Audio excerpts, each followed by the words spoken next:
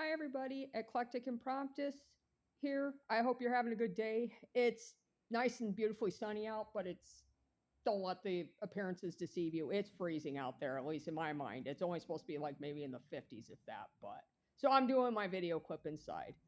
So, with the exception of last Thursday, every Thursday I've been doing the narcissism videos, and I needed a break last week from doing that. So I'm back into it today. This particular clip, I'm going to split it into two parts. So I'm going to do the first part today and then the next part next week. And it's about narcissistic tactics. So it's different tactics that narcissists tend to use.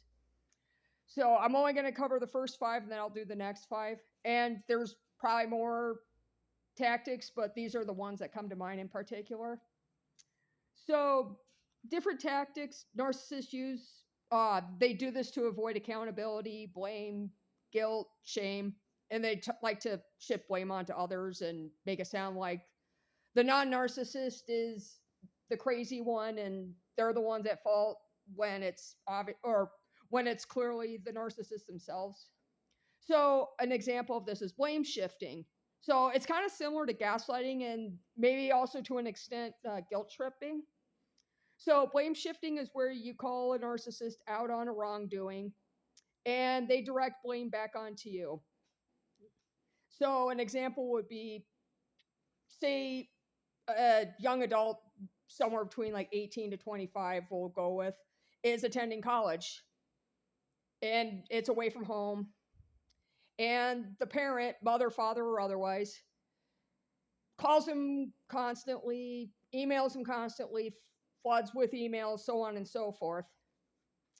And their kid trying to do what they need to do, whether it's working part time while away from home, going to school, doing their studies, hanging out with friends, trying to form new social networking connections, so on, gets a little overwhelmed and kind of annoyed, and they set a boundary saying, "Hey, I could talk to you once a week, but I can't go beyond that unless it's an emergency."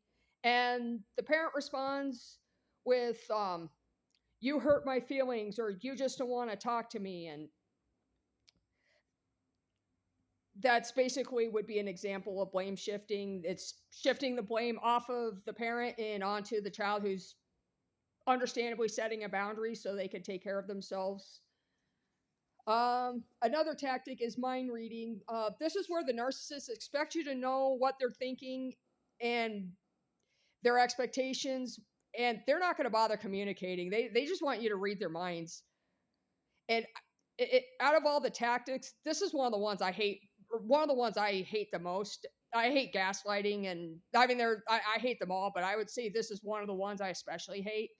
I mean, I understand if you have to communicate something, just tell me. I mean, if you gotta be blunt, you gotta be blunt. But it's like you can't expect me to know without communicating, and I know anybody else would feel this way. So, an example, it's Christmas morning and you have a narcissistic family member that you unfortunately have to visit during this particular holiday, right? So, you go to their house, you ring the doorbell, and yet the door is slightly open. They didn't bother to tell you, just walk right in.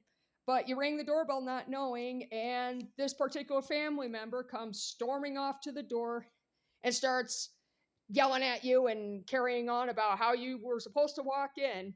Funny thing, they never said just walk right in, right? They just expect you to know this and you're just doing what's normal. You ring the doorbell or knock before you go in. It's just the considerate thing to do. And not knowing that they just wanted you to walk right in. And you bring this up and they still carry on and act ridiculous about it. A normal person, if they failed to tell you, they'd be like, "Oh, whoops, I'm so sorry, I didn't intend for that to happen." Whereas the narcissist, they just carry on and act stupid about it, for lack of better terms. So that would be a good example. And by the way, if this does happen, most likely your morning's going to be ruined. They love to do this.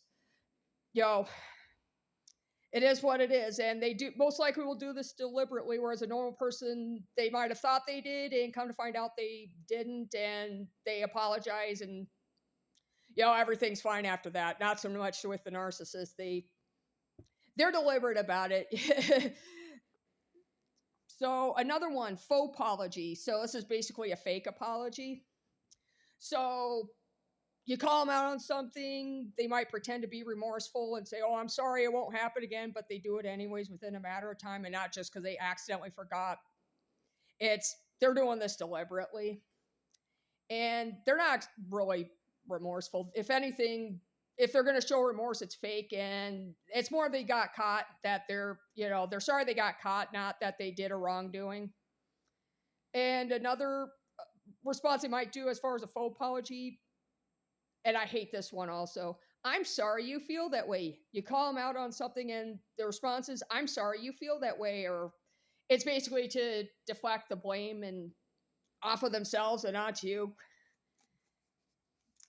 Fourth one is ghosting. They don't respond to like phone calls, texts, emails.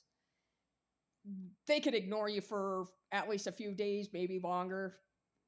And if you try calling, texting, emailing, and so on, they ignore you and they don't bother responding, and they don't, yeah.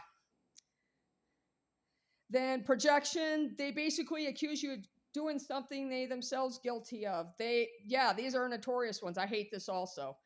So you have a couple, they could be married, dating, whatever. Partner one accuses partner number two of cheating. Partner number two is most likely innocent of that. And most likely the one that's doing the accusing is most likely the ones doing it themselves. It's basically to take the blame off themselves and not feel as guilty. Kind of a stupid way of going about with this, to be honest with you. And it's just how the way narcissists do these tactics. It's ridiculous and stupid, and it's abuse basically, and can't stand that. But I'll have a few more tactics next week's video, or 5 more, and we'll continue on from there. I hope this has been informative and helpful, and don't forget to click like, subscribe, and share. And I hope you guys have a good rest of your day. Take care. Bye-bye.